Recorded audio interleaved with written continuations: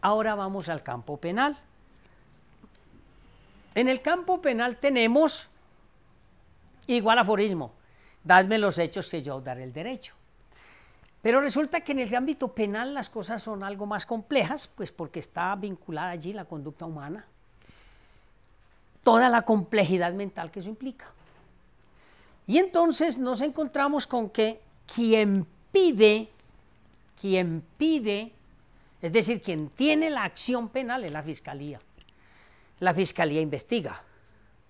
En este caso el fiscal investiga con sus investigadores, con sus asistentes, cuando se comete un hecho, o cuando hay una captura en flagrancia. Flagrancia es con las manos en la masa, en caliente. Y entonces la ley y la Constitución le dicen a la Fiscalía: señora Fiscalía, ustedes tienen la titularidad de la acción penal, ustedes tienen como función perseguir a los delincuentes o presuntos delincuentes, esclarecer los delitos y buscar que un juez, escuchen bien, que un juez aplique la ley, condene.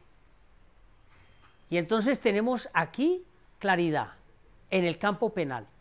El fiscal que investiga, acusa, presenta las pruebas y un juez que decide, pero la ley establece que ningún ciudadano puede ser sometido a un proceso penal si no tiene defensor, y vuelve entonces la figura del abogado litigante, ya no en civil y en laboral, sino en penal, y tiene que especializarse en esa área del derecho. ¿Por qué? Porque hay varios principios universales e históricos que, déjenme decirlo, en medio de tanto profesional del derecho, jueces, fiscales, investigadores, abogados, cuando uno escucha a jueces, cuando uno escucha a abogados litigantes, cuando uno escucha a fiscales que no respetan la presunción de inocencia, que no respetan el derecho a la libertad, que no respetan la dignidad humana, uno se siente mal como profesor, porque lo primero que hay que enseñarle a los estudiantes en la universidad es esos principios, sobre todo en el campo penal, esos principios universales, básicos del ser humano. Si ustedes miran la Constitución del artículo 11 al 44, ahí está todo el compendio de los derechos fundamentales. Pero resulta que en la práctica uno ve y siente y es objeto de la violación de esos derechos. Entonces la ley establece que el Estado no puede investigar, ni acusar, ni condenar a nadie con violación del principio de libertad, de dignidad humana, de presunción de inocencia, de debido proceso. ¿Y eso quién lo hace respetar? El abogado litigante, abogado defensor, defensor público o defensor privado. Y entonces ya vemos aquí cómo en el panorama nos aparece el juez, que resuelve la pretensión de la fiscalía, el acusado, acompañado de su abogado defensor.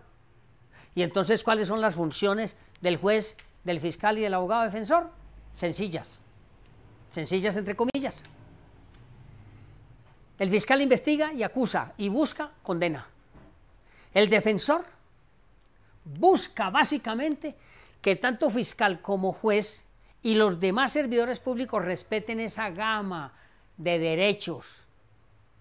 Escuchen muy bien, la función del defensor, abogado litigante, es buscar que se respeten esa gama de derechos. El derecho a la libertad, la presunción de inocencia, la dignidad humana, el debido proceso, pronta y cumplida justicia. Esa es la función del abogado litigante, del defensor público o privado. La función del fiscal, ya lo dije, y la función del juez, ¿cuál es? Recibir las pruebas de fiscalía, recibir las pruebas del defensor y tomar una decisión. ¿Quiénes entonces, en síntesis, tienen el poder en un proceso penal?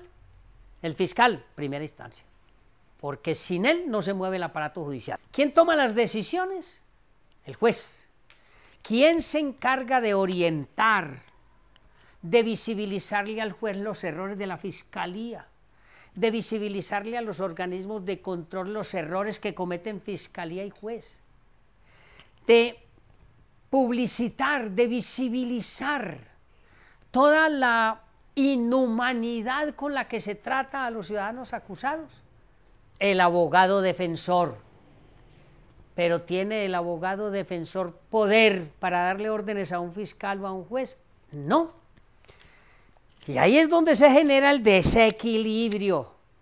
El fiscal tiene todo el poder del Estado, el juez tiene todo el poder que le da la ley y el defensor apenas su discurso. Y surge una pregunta. ¿Por qué razón Ministerio de Justicia y el Consejo Nacional de Acreditación en las universidades hacen énfasis para que se prepare a los estudiantes como fiscales o como servidores públicos, ya sea jueces o investigadores, y se desecha la posibilidad de preparar buenos litigantes?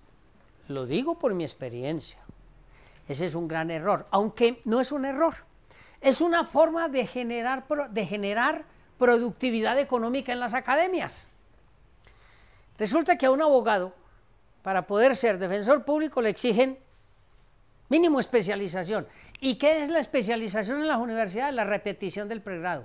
Lo digo con conocimiento de causa y estoy dispuesto a sostener un debate público bajo cualquier circunstancia para demostrar que la especialización, la maestría y el doctorado es la repetición del pregrado, que seguramente todos hicieron mal hecho, pero que además le va a generar cualquier cantidad de dinero a las universidades para, claro, poder sobrevivir, y de allí la privatización de la academia.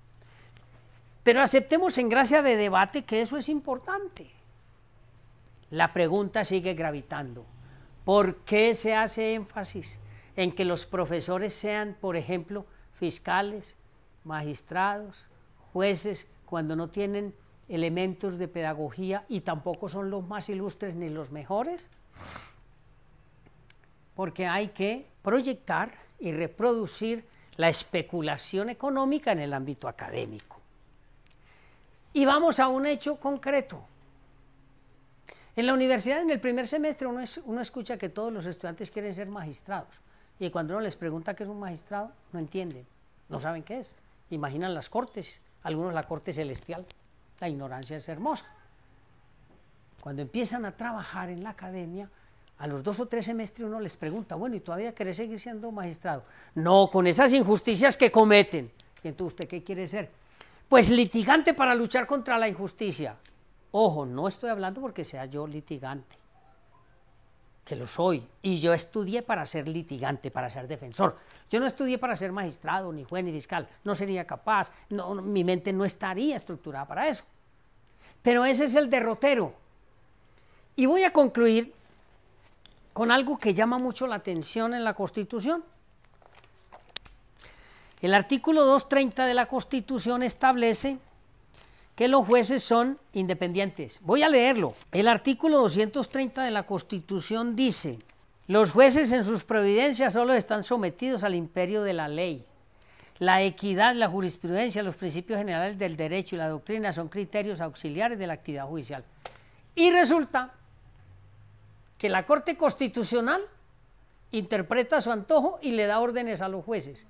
La Corte Suprema de Justicia interpreta la ley como a ellos les parece y le da órdenes a los jueces, y hay de que no las cumplan, y se crearon el cuento del precedente judicial. En otra intervención les explicaré por qué en Colombia no existe el precedente judicial.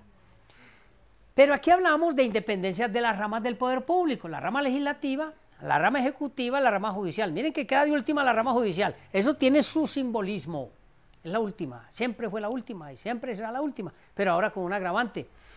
Se consagró en la Constitución la independencia de los jueces y resulta que todos los tribunales y las cortes amarran a los jueces en sus decisiones. Y la pregunta es entonces, ¿para qué estudiaron?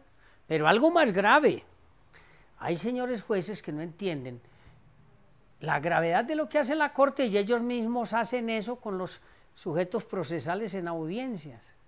Y entonces le dan órdenes al fiscal y le dan órdenes al defensor porque supuestamente ellos mandan.